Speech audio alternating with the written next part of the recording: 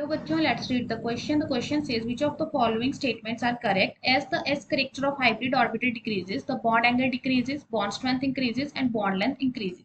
तो सबसे पहले यहाँ पे जो की कंसेप्ट हमें चाहिए that is percentage S character.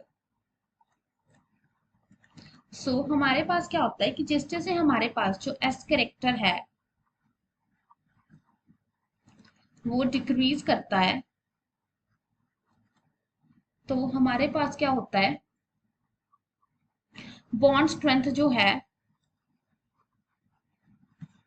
वो भी क्या करती है डिक्रीज करती है। ओके और ऐसा इसीलिए होता है क्योंकि परसेंटेज एस करेक्टर के डिक्रीज करने से क्या होगा कि जो ऑर्बिटल्स हैं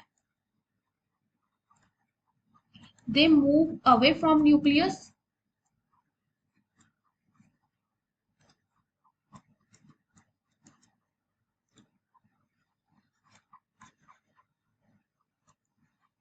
और अगर वो अवे फ्रॉम न्यूक्लियस जाएंगे तो हमारे पास क्या होगा जो बॉन्ड्स हैं वो क्या हो जाएंगे वीक बॉन्ड्स हो जाएंगे। अगर बॉन्ड वीक हो गए तो बॉन्ड स्ट्रेंथ डिक्रीज करेगी परसेंटेज एस करेक्टर के डिक्रीज करने से। अब बॉन्ड स्ट्रेंथ हमारे पास क्या है बॉन्ड स्ट्रेंथ जितनी हमारे पास कम होगी बॉन्ड लेंथ क्या होती है उतनी ज्यादा होती है। तो बॉन्ड लेंथ हमारे पास क्या करती है इंक्रीज करती है। सो इसका मतलब क्वेश्चन में गिवन है बॉन्ड स्ट्रेंथ इंक्रीज करेगी तो बी सेकंड ऑप्शन तो हमारे पास इनकरेक्ट हो गया। थर्ड कह रहे हैं बॉन्ड लेंथ इंक्रीज करेगी तो वो हमारे पास करेक्ट है।